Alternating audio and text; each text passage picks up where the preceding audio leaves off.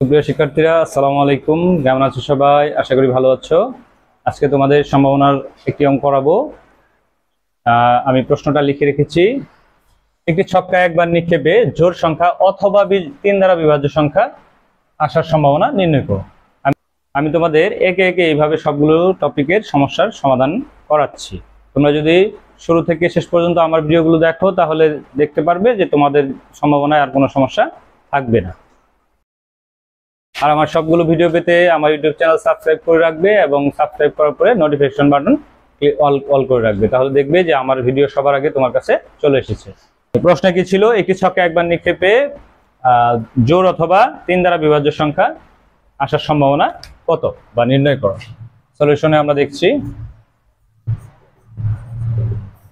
একটি ছক্কা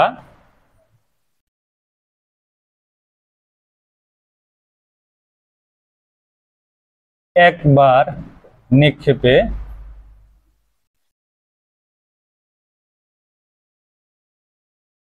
প্রাপ্ত ফলাফল।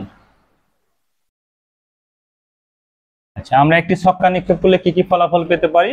আমরা জানি 1 2 3 4 5 and 6।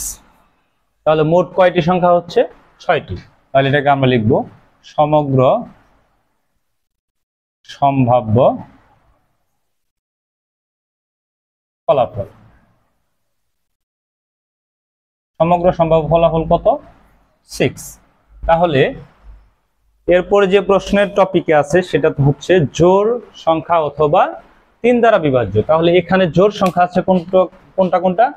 2 4 এবং 6, এবং 3 দ্বারা বিভাজ্য সংখ্যা হচ্ছে 3 এবং 6।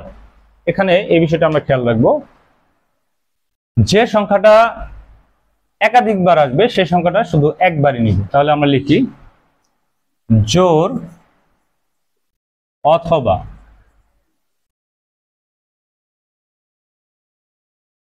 3 দ্বারা বিভাজ্য সংখ্যা।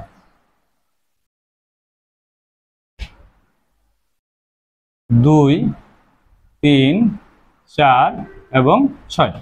এটা আমরা ভুল করি কোথায় জানো?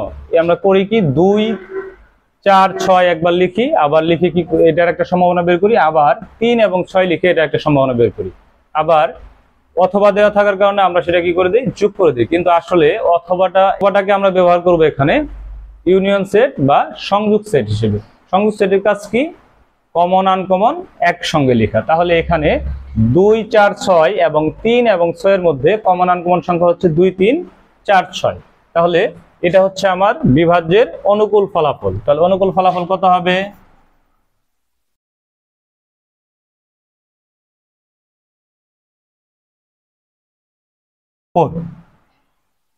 অর্থাৎ 4টি বিন্দু আছে। তাহলে সুতরাং পি অফ জোড় অথবা 3 দ্বারা বিভাজ্য। তাহলে অনুকূল ফলাফল 4, সমগ্র সম্ভাব্য ফলাফল 6। কাটাকাটি করলে 2 দ্বিগুণে 4 3 দুগুণে 6, তাহলে 2/3 অ্যান্সার। থ্যাংক ইউ আমার সাথে থাকার জন্য।